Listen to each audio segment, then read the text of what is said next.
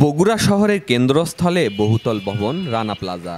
সম্পূর্ণ সিসিটিভি ক্যামেরার আওতাভুক্ত এই মার্কেটটিতে রয়েছে বিভিন্ন ধরনের বিলাসবহুল পণ্যের দোকান। আর এই মার্কেটটিরই ষষ্ঠ তলায় মোবাইল ভাইজান নামক মোবাইলের দোকানে ঘটে চুরির ঘটনা। প্রতিদিনের ন্যায় গতকাল মার্কেটটি বন্ধ হওয়ার পর আজ বুধবার সকালে বিষয়টি জানতে পারেন দোকান মালিক।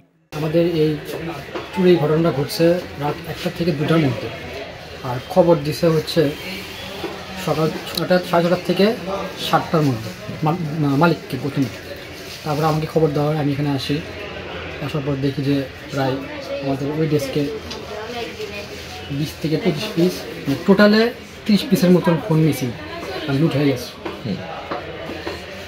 আর আনুমানিক ধরেন 10 থেকে 15 লক্ষ, মানে মাঝামাঝি মতন ফোন চুরি হয়ে গেছে। সিসিটিভি ক্যামেরায় ধারণকৃত ছবিতে দেখা যায় সম্পূর্ণ দক্ষতার সঙ্গে নিজের চেহারা লুকিয়ে এক্সিট পয়েন্ট থেকে বড় একটি কাটার সাদৃশ্য বস্তু নিয়ে এসে তালা কেটে দোকানে ঢোকেন চোর। চুরি শেষে অপর এক্সিট পয়েন্ট দিয়ে বেরিয়ে যেতে দেখা গেলেও পরবর্তীতে আর কোনো সিসিটিভি ক্যামেরায় তাকে দেখা যায়নি।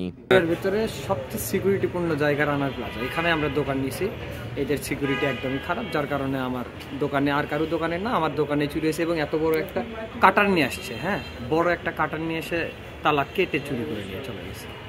আমার দোকানে স্টক ছিল 150টার মতো। কালকে রাতে প্রায় 27টা মোবাইলের মতো চুরি করছে। একটা আইফোন 14 প্রো ম্যাক্স ছিল, ওইটা নিচ্ছে। আর অনেকগুলোই আইফোন ছিল, কিন্তু সেগুলো নেয়নি।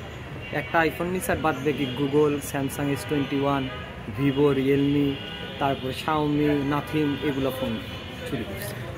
প্রতিটি ফ্লোরে ভিন্ন ভিন্ন জিনিসপত্রের দোকান দিয়ে সাজানো এই মার্কেটটিতে চুরির ঘটনায় উদ্বেগ প্রকাশ করেছেন ব্যবসায়ীরা। চাইবো যত দ্রুত সম্ভব তাকে, যেই চুরি করুক তাকে খুঁজে বের করে ফোন মালিককে ফোনগুলো সসম্মানে ফেরত দিয়ে, এবং রানা প্লাজার মালিককে বলবো যাতে সিকিউরিটি গার্ড আরও উন্নত করতে হবে।